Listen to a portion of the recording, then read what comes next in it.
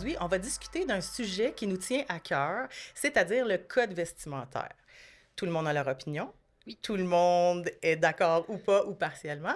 Donc, c'est ce qu'on va discuter aujourd'hui. J'aimerais ça peut-être qu'on se présente. Je vais commencer. Josée Drouin, je suis une maman d'un enfant qui est à l'école primaire. J'en ai juste un. Donc, c'est la réalité que je vis en ce moment. À toi? Je m'appelle Kim Blais, je suis maman de 3 enfants, un garçon au secondaire. J'ai une fille au primaire et un plus jeune au primaire aussi. Manuelle Blessert, maman de 3 enfants, un de 28 ans, donc définitivement plus dans le scolaire, qui s'habille comme il veut, et puis 2 adolescents de 16 ans et de 13 ans, donc secondaire 5 et secondaire 2. Donc, ça nous touche clairement le code vestimentaire. Moi, c'est Geneviève Lamoureux. J'ai 4 enfants, mais j'en ai 3 qui sont dans le secondaire primaire. Donc, 2 au secondaire, 1 au primaire. Puis qu'est-ce que ça parle pour vous, le code vestimentaire? Bien, en fait, le code vestimentaire, il fait partie des règles de conduite dans une école secondaire ou primaire. C'est approuvé par le conseil d'établissement. Ça fait partie des règles de fonctionnement et de conduite d'une école.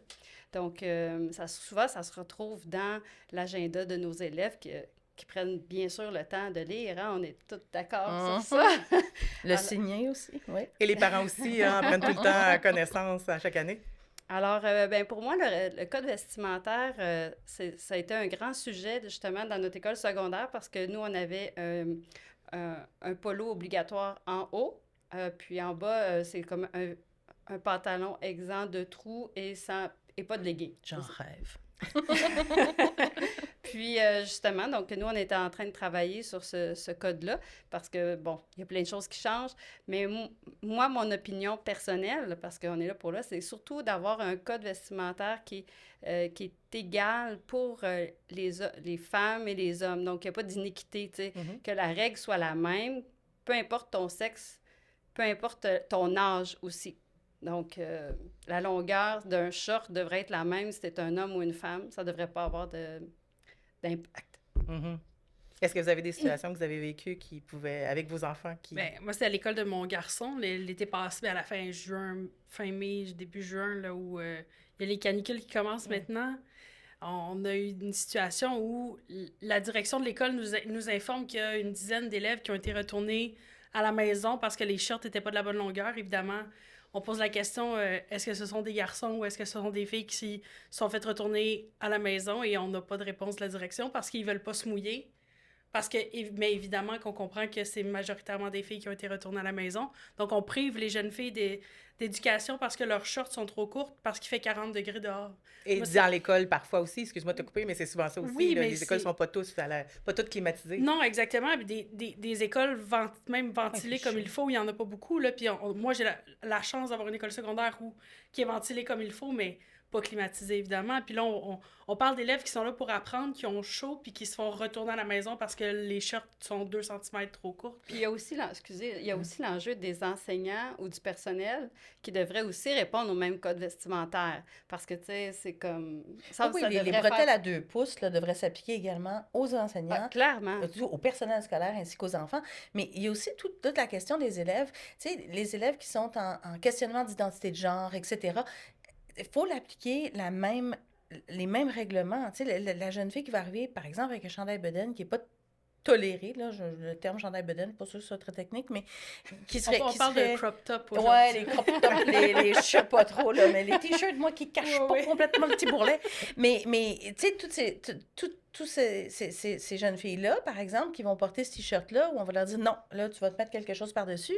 Mais après ça, ça devient un peu plus délicat quand, par exemple, c'est peut-être un enfant qui est en questionnement d'identité de genre, puis qui se permet, puis on sait qu'il y a peut-être un inconfort, mais qui essaye. Puis là, ben, le personnel n'osera pas lui dire quelque chose pour pas créer un inconfort plus grand. Mais ça devient une iniquité pour l'enfant elle, par exemple, connaît son identité, puis qui s'assume, puis qui fait, ben moi, je le mets.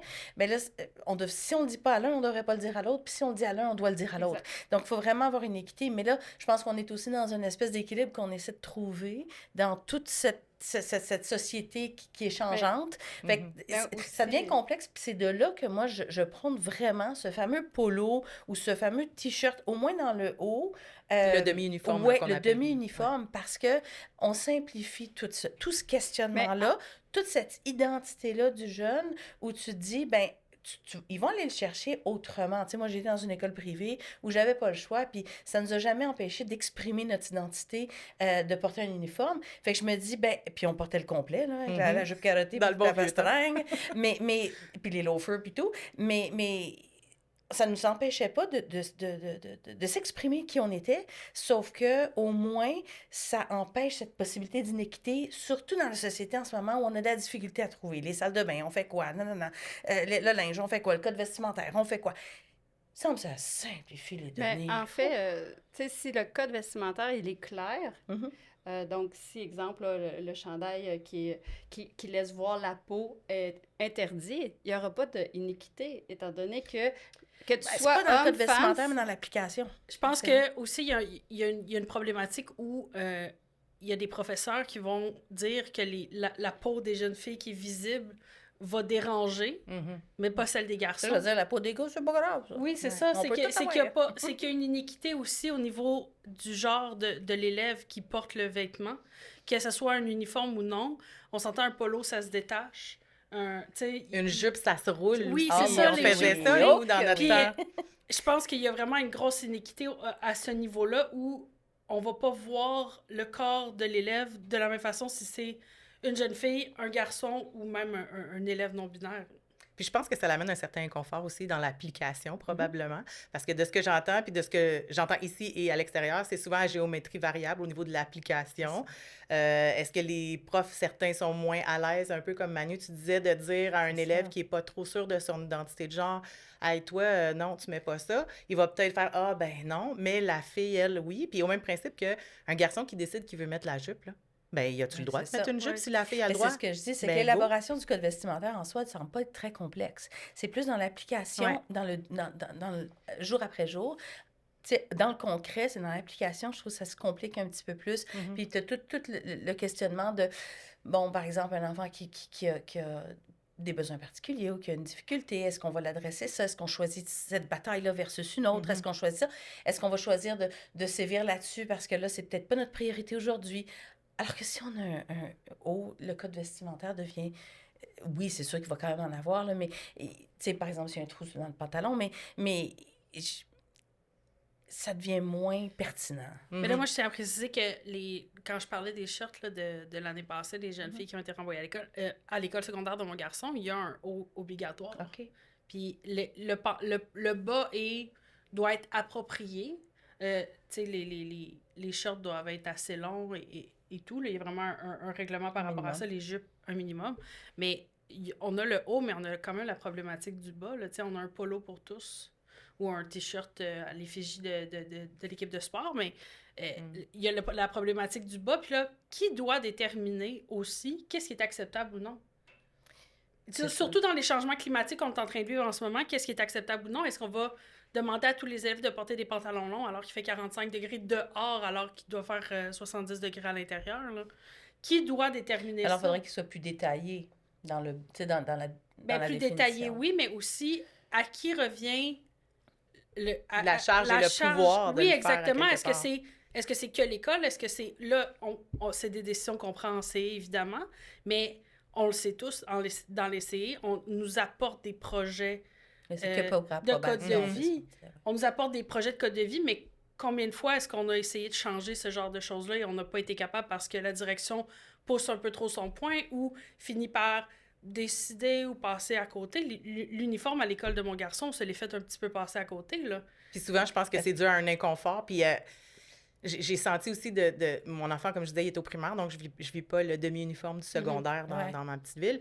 Mais j'ai senti qu'il y avait des parents qui étaient aussi comme mal à l'aise. Ils voulaient comme un peu dire « je trouve ça plate », mais en même temps, il y a du personnel scolaire puis d'autres parents qui disaient « je veux pas m'embarquer dans ce chicane-là, ça va trop soulever des passions ». Mais Moi, je suis un peu de ton avis, Manu. J'ai vécu, moi aussi, collège privé, donc uniforme all the way, Ah, puis ça c'est l'empêchait nullement qu'on ait les cheveux bien particuliers, puis le midi, des fois, il y en a qui étaient assez motivés pour se changer, tu puis sais- aller à l'extérieur avec une chose, mais Si je me trompe pas, il y a eu, il me semble, dans la dernière année ou à la fin de l'année dernière, il y avait, par exemple, une maman qui s'était soulevée un peu en disant, écoutez, vous ne laissez pas ma fille, bon, on la laissait partir avec un vêtement qui était peut-être inapproprié, mais plus avec la température ou, bon, peu importe. Puis il disait, oui, ben j'ai mis un changement de vêtements dans son sac à dos. Oui, mais non. Tu sais, on peut pas non plus, en tant que parent, reléguer ça à l'école, de dire, ben, on les fera changer De le gérer. au primaire, tu sais. Donc, c'est tout aussi pertinent au primaire qu'au secondaire de dire, ben c'est ça qui est ça. Ça évite toute une gamme de questionnements sur qu'est-ce qu'on va mettre, qu'est-ce qu'on va faire. fait que de ce que je comprends un peu, dans le fond, Pour c'est moi. qu'on aimerait que ça soit pas seulement l'équipe école qui décide, mais peut-être que des parents aussi soient impliqués Absolument. au niveau du peut-être conseil Puis d'établissement. dans ou- l'établissement, l'élaboration. dans l'élaboration, exactement, pas seulement de se faire présenter le projet, voici ce qu'on vous propose, est-ce Et qu'on vous est... l'approuvez ou pas. Oui, exactement, juste- parce que là, on n'est pas impliqué après ça dans ce qu'ils vont aller modifier. On n'a pas... On peut donner des suggestions, évidemment, mais on l'a tous déjà vécu, là, donne des suggestions un peu dans le vide comme ça, puis qu'il y Oui, a rien qui puis se en passe ce moment, arrière. c'est qu'en ce moment, il faut être clair que c'est l'équipe école avec la direction qui l'élabore, qui nous l'apporte. Nous, on n'a qu'approbation. Oui, Point. exactement. On n'a pas...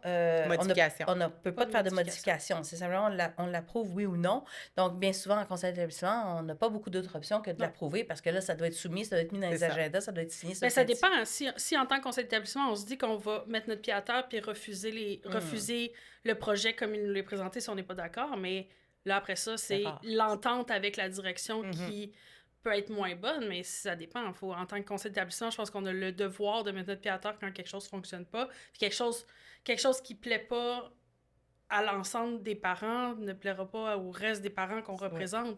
Puis je pense que c'est notre devoir en tant que représentant élu au conseil d'établissement de mettre notre pied à terre pour dire ben ça passe pas, ça marche pas comme ça, c'est pas ce qu'on veut pour notre école. Oui, Puis mais c'est aussi, aussi c'est de le- représenter tous les parents, pas juste notre opinion C'est le personnelle. moment Ouais. d'impliquer, puis de peut-être faire des sondages auprès des parents de C'est notre ça. école, Exactement. auprès des élèves de l'école, Oui. pour avoir vraiment le pouls du milieu, parce que le CI Exactement. représente quand même le milieu. C'est Oui, important. Oui, c'est ça, absolument. pas notre opinion personnelle, C'est mais ça. vraiment tous les parents, pas juste nous. Ben, si je peux me permettre, ben, en tout cas, merci beaucoup pour la discussion. C'était vraiment le fun. Puis si on avait une baguette magique, je dirais de justement consulter peut-être un peu plus l'ensemble des parents, puis d'être plus clair au niveau de qu'est-ce qui est accepté et qu'est-ce qui l'est pas. Ça pourrait simplifier autant la vie de nos enfants, notre vie de parents Ah, et la vie du personnel scolaire qui doit Oui, mettre ça en place et le faire. Ben, merci les filles, c'était vraiment le Merci fun. beaucoup. Merci, José. Merci. Merci.